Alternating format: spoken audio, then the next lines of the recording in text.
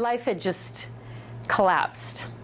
I was in a car accident, and I suffered from post-traumatic stress disorder, and everything in my whole world kind of just dissipated. And then I lost really my self-esteem in all of that, and I lost hope.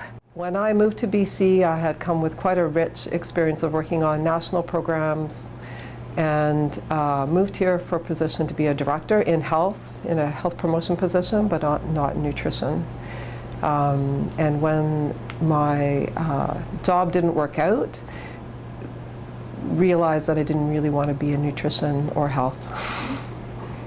I had realized that I had moved to BC pursuing a title, knowing somewhere deep down that the work wasn't quite the right work. And when I lost my job, realized that I needed to look for meaningful work and not the title. I was born in the Philippines. I moved to Canada like 4 years ago. I really wanted to go to school, but I just couldn't afford it. I was very determined to go to school, you know, have a Canadian education, have a Canadian experience. And I was looking around, like going through institutions and going to schools, but it boils out, I really can't afford it. But then I found the Minerva Foundation, and they have this program that is crafted for caregivers like me in my situation. So I applied, and it made a whole lot of difference. It gave me a starting point. And for a person like me, sometimes all you need is just a starting point, a little push, a little shove. And that's how it helped me. I have a master's degree in psychology from Romania, and I immigrated here with my daughter. I'm a single parent, and I worked in social services for 3 years, and I realized it wasn't my passion necessarily, but not only that, the financial didn't allow me to support myself and my daughter, because I didn't have an alimony. I left my child's father back in Romania, so I immigrated here with her, so I didn't have the alimony, and was just her and myself, and the salary from social services wasn't sufficient. I just researched, and I found out they had a program at UBC in computer science department for people who were mature students, and they already had a previous degree, and decided to just jump pretty much and get a student loan. So with no any other financials, I got a student loan, and my daughter and I, we were both living from my student loan. It was a lot of pressure, because if I would have failed one exam, I would have been out. And I realized I couldn't work. I didn't have a way to continue, and if I would have given up, I would have felt horrible, because, you know, I would have felt like a failure. I would have felt that my whole effort was in vain, because I started to do something very, very difficult for women, and I could have not finished it. So here I was alone after 1 year in computer science with my daughter, not being able to work at the same time studying, and wanting to finish computer science degree. So that's where Michelle Ng came to me and said, there is a wonderful foundation out there.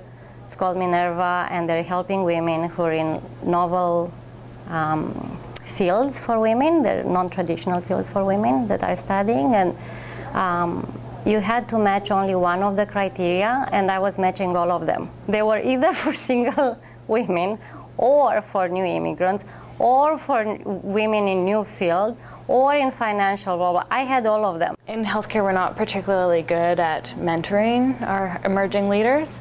You know, we don't really have like a mentorship program where they pair you up with a more experienced leader and they kind of teach you the ropes. You kind of have to figure it out on your own. So I was looking for someone who had survived the system, and to sort of, you know, kind of just check some things out, some ideas that I had about leadership and how to empower people to be the best that they could be, and, you know, some of the struggles in that, and just to kind of, you know, connect with someone who had been successful. I'm from the Nukok and Celtic Nation.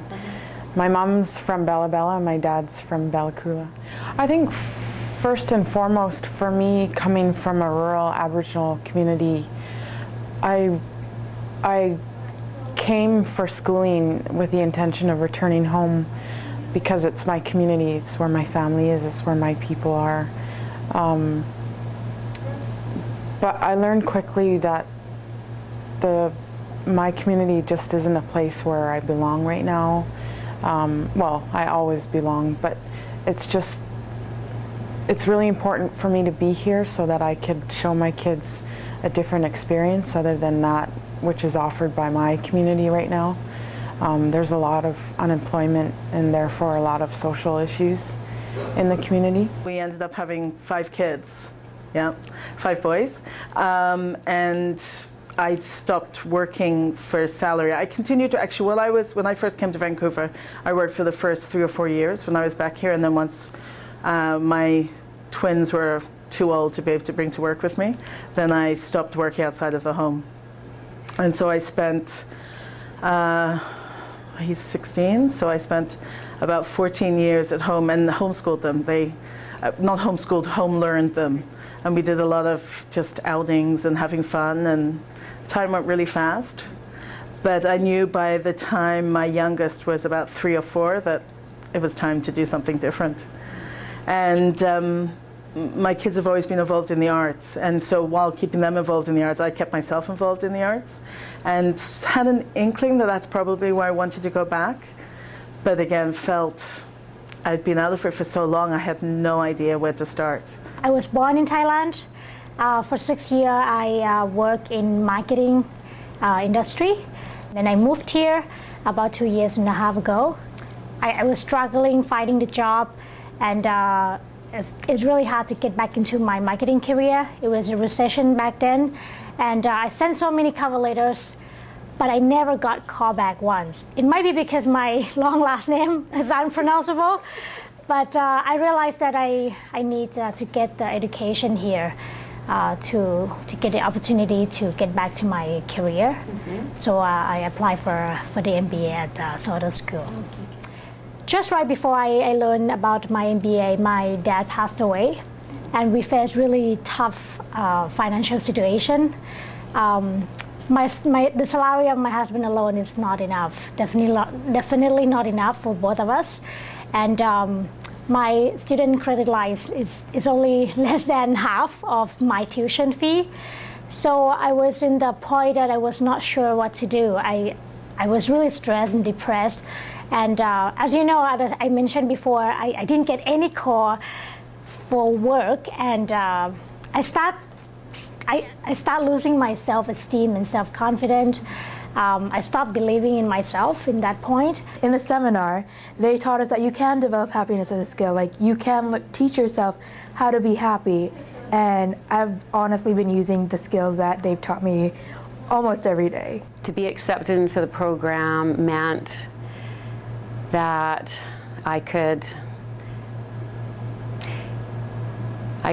allow myself the opportunity to really find some strength again and some self-confidence, so that people had confidence in me. Mm-hmm.